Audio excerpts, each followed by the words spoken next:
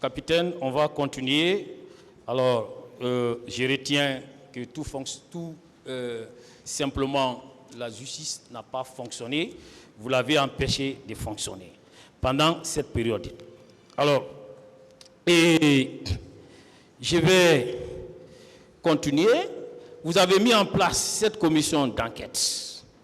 Mais, vous, pourquoi vous ne lui avez pas facilité le travail? Pourquoi? Mais maître, il n'y a pas un seul citoyen et la liste que j'ai fait état devant le tribunal où le président, j'ai demandé si je pouvais citer la liste des éléments. Vous ne trouverez aucun élément, aucun cadre vous disant à l'époque j'ai fait une ingérence où je les avais empêchés de ne pas faire leur travail, maître. Mon capitaine, je voudrais relever, et ce n'est pas moi, c'est le rapport de cette commission nationale d'enquête indépendante, en sa page 7, où il est clairement mentionné que vous n'avez pas accepté d'être entendu par la commission. Et vous savez que lorsque, en tant que premier magistrat, vous participez, vous prenez l'initiative de la mise en place d'une telle commission, vous aurez dû être le premier à donner le bon exemple. Pourquoi vous n'avez pas accepté d'être entendu par cette commission? Pourquoi? Non, maître. Si j'ai accepté m'entretenir avec la commission, une commission internationale, qu'est-ce qui pouvait m'empêcher dans mon pays que de refuser que je puisse, qu'on puisse me demander la preuve? Et quand je n'étais plus là, cette commission a bel et bien travaillé. Et la suite, je l'ai suivi sur les masses médias. L'aboutissement et la fin de leurs travaux.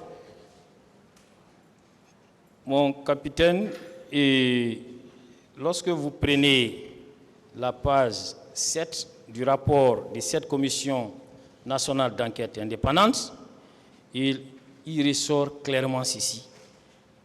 Au nombre de difficultés rencontrées par elle, l'impossibilité pour la commission nationale d'enquête indépendante d'auditionner le président et le lieutenant Boubacar Sidiki Diakité Ditumba, qui figurait pourtant dans le programme de la commission nationale d'enquête indépendante. Vous voyez, ce n'est pas une invention de ma part.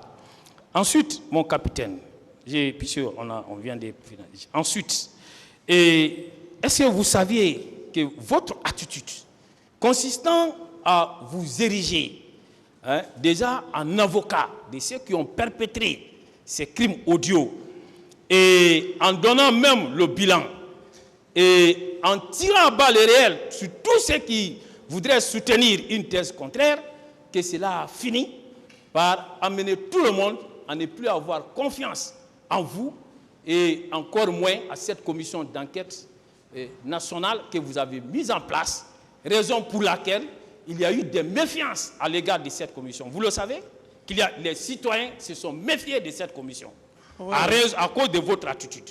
Vous le savez? Ce que vous dites, oui. Maître, oui. C'est votre pensée. Je ne peux pas vous l'empêcher de ne pas dire ce que vous voulez dire. Est-ce que vous savez que toutes les corporations, unanimement, ont refusé de siéger à cette commission? Vous le savez? C'est l'une des explications. Vous le savez? De toutes les façons. Le barreau y compris. S'il vous plaît, maître. Oui. ce qui est le plus important. Oui, c'est ça. Si tous les éléments n'ont pas voulu siéger,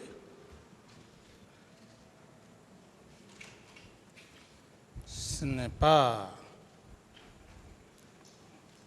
pas de ma faute. Ok, je continue. Et deuxième explication aussi, que votre attitude ne rassurait personne. Au contraire, on se méfiait de cette commission.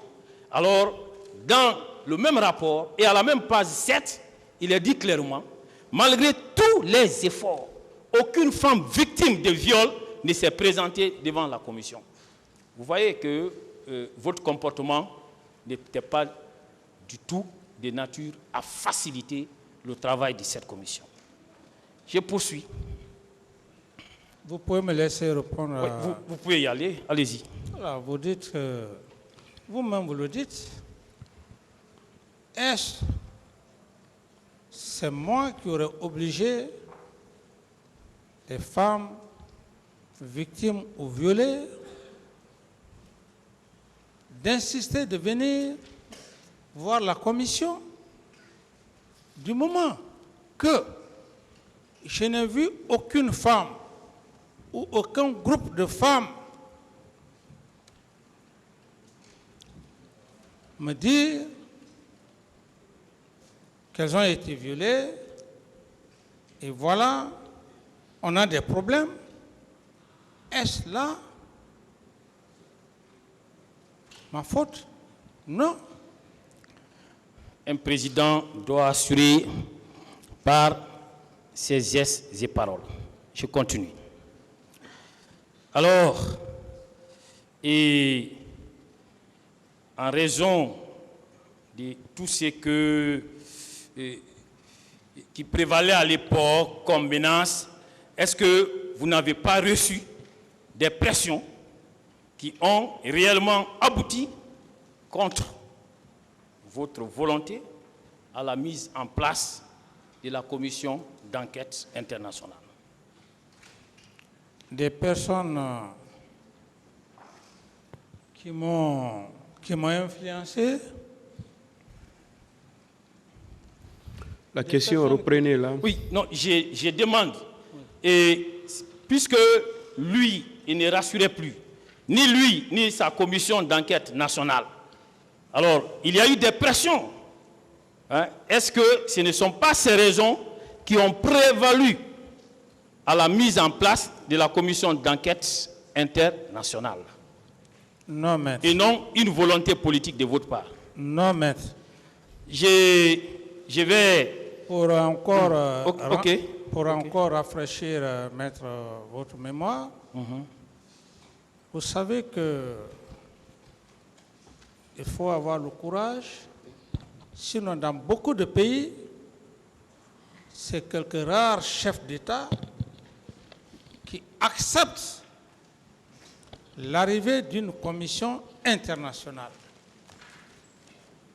Si cette commission internationale ou la communauté internationale n'a eu aucune pression, aucune influence pour pouvoir prendre cette décision. C'est moi qui ai pris la décision sans aucune pression à l'intérieur ni à l'extérieur, maître.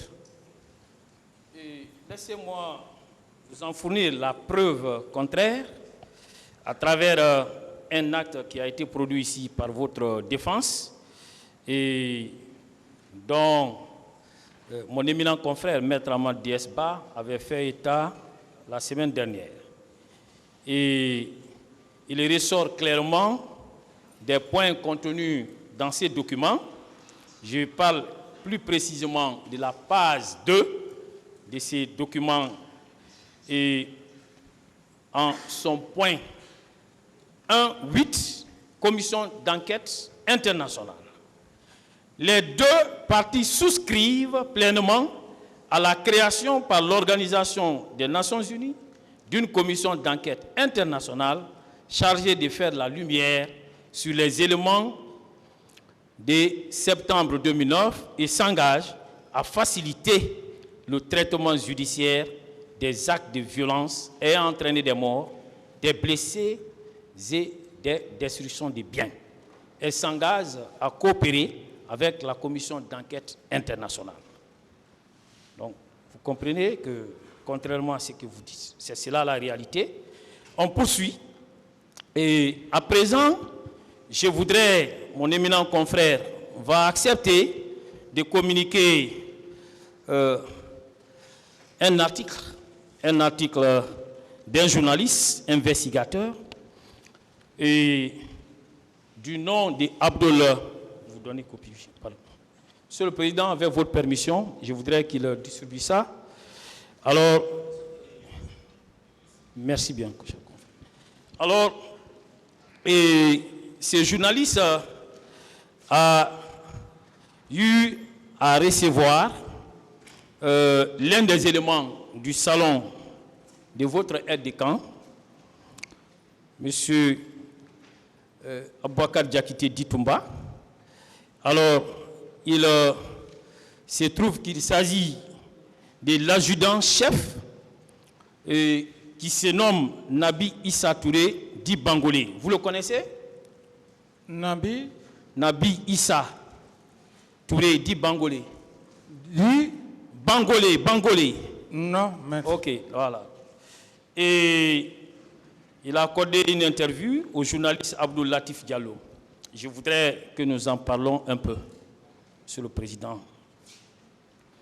Alors, Dépêche Guinée. L'adjudant-chef bangolais revient sur la mort atroce de Bégré et Jeannot Destin. Interview exclusive. De nombreuses spéculations gravitent autour de la mort de Bégré et Jeannot Destin, alors que leurs familles respectives n'ont jamais pu se recueillir sur leur tombe depuis leur disparition en 2009. Dans une interview exclusive, l'adjudant-chef Nabi Issa Touré, un de leurs co-détenus, lève un coin du voile sur la mort cruelle de ses amis. Alors, comme première question de dépêcheguinée.com, merci de vous présenter à nos lecteurs. Et l'adjudant-chef Nabi Issa Touré répond: je suis l'adjudant-chef Nabi Issa Touré, dit Bangolé, commando chinois, ex-garde du commandant Toumba Diakité en 2009. Vous faisiez partie, deuxième question, vous faisiez partie des éléments de la garde du salon du commandant Toumba Diakité en 2009. À ces titres, avez-vous participé aux événements du 28 septembre? Non. Le jour de la marche du 28 septembre, le commandant Aboubakar Sidiki Diakité avait laissé la consigne à tous ces éléments de ne pas bouger. Donc, nous étions tous en place. À partir de ma position, j'ai vu Marcel et son équipage bouger pour sortir du camp. Et une heure après, nous avons vu le commandant Toumba, qui était couché, descendre. Il a pris sa voiture avec Fromo et ils sont partis. J'ai informé Jeannot Destin, qui était le commandant du salon de Toumba, que le patron est sorti. On a ainsi pris une voiture pour le rattraper, mais on ne l'a pas vu, puis on s'est retourné. Autant dire que vous n'avez pas été au stade. Non, on s'est limité à l'aéroport pour ne pas le désobéir, puis on s'est retrouvé au stade. Alors, et en lisant ces documents, vous comprenez que M. Aboubakar Diakité Ditumba était bel et bien sorti avec M. Fromo, oui ou non? C'est la question. Oui, première question. C'est votre client qui l'a dit, qu'il est sorti avec Fromo. Je ne peux pas répondre à sa place. Très bien.